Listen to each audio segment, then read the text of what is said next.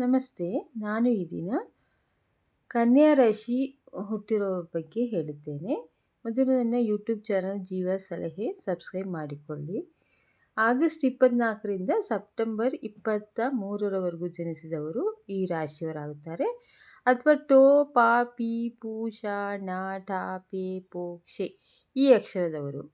ಇವರು ಪ್ರಭಾವಿ ಗ್ರಹ ಅಂದರೆ ಇವುದು ಬುಧ. ಮೂಲಧಾತು ಭೂಮಿ, ಗುಣಲಕ್ಷಣ ಸ್ತ್ರೀ, ಶುಭ ದಿಕ್ಕು ದಕ್ಷಿಣ ಮತ್ತು ಉತ್ತರ, ಅದೃಷ್ಟ ಬಣ್ಣ ಕಂದು ಮತ್ತು ಹಸಿರು, ಹರಳು ಪಚ್ಚೆ ಹಾಕಬಹುದು, ವಜ್ರ ಹಾಕಬಹುದು, ಮುತ್ತು ಹಾಕಬಹುದು. ಶುಭ ದಿನ ಬುಧವಾರ, ಗುರುವಾರ, ಶುಕ್ರವಾರ. ಅದೃಷ್ಟ ಸಂಖ್ಯೆ 3, 5, 6, 7. ಏನಾದರೂ ಕೆಲಸ ಮಾಡಬೇಕಾದ್ರೆ ಈ ಡೇಟ್ಗಳನ್ನು ಮಾಡಿದರೆ ಒಳ್ಳೆಯದು. ಇದು ಆನಂದ, ಸಂತೋಷ, ಎಲ್ಲ ವೈಭೋಗ ನನಗೇ ಬೇಕು ಎಂದು ಬಯಸ್ತೀರಾ.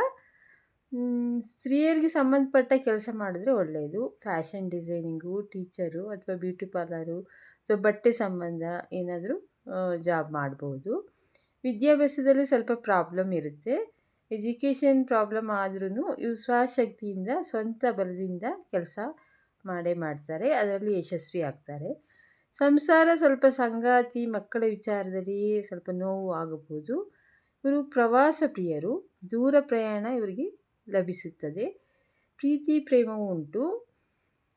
ಸ್ವಲ್ಪ ಇವರಿಗೆ ಆರೋಗ್ಯ ಸಂಬಂಧ ಅಂದರೆ ನೆನಪಿನ ಶಕ್ತಿ ಕೊರತೆ ಬರಬಹುದು, ಚರ್ಮ ರೋಗಗಳು, ಬೆನ್ನು ನೋವು, ಕೈಕಾಲು ನೋವು ಬರಬಹುದು. ಸ್ವಲ್ಪ ಪಥ್ಯ ಚೆನ್ನಾಗಿ ಕ್ರಮಬದ್ಧ ಆಹಾರ ಪಥ್ಯ ಮಾಡಿದರೆ ಒಳ್ಳೆಯದು.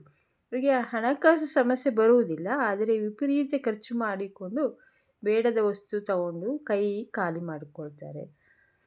ಇವರಿಗೆ ಸ್ವಲ್ಪ ಹೂ ಗಿಡಗಳು, ಪ್ರಕೃತಿ ಪ್ರಿಯರು, ಹೂ ಗಿಡಗಳನ್ನು ಬೆಳೆಸೋದು, ಅಲಂಕಾರ ಸಸ್ಯಗಳನ್ನು ಬೆಳೆಸೋದು ಇಷ್ಟ.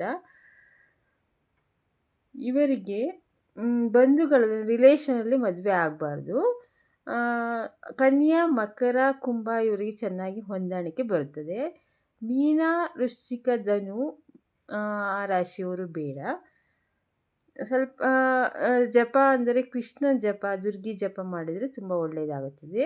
ಓಂ ಕ್ಲೀಂ ಕೃಷ್ಣಾಯ ನಮಃ, ಓಂ ದುಂ ದುರ್ಗಾಯ ನಮಃ ಎಂದು ಜಪ ಮಾಡಿದರೆ ಎಲ್ಲ ಒಳ್ಳೆಯದಾಗುತ್ತದೆ.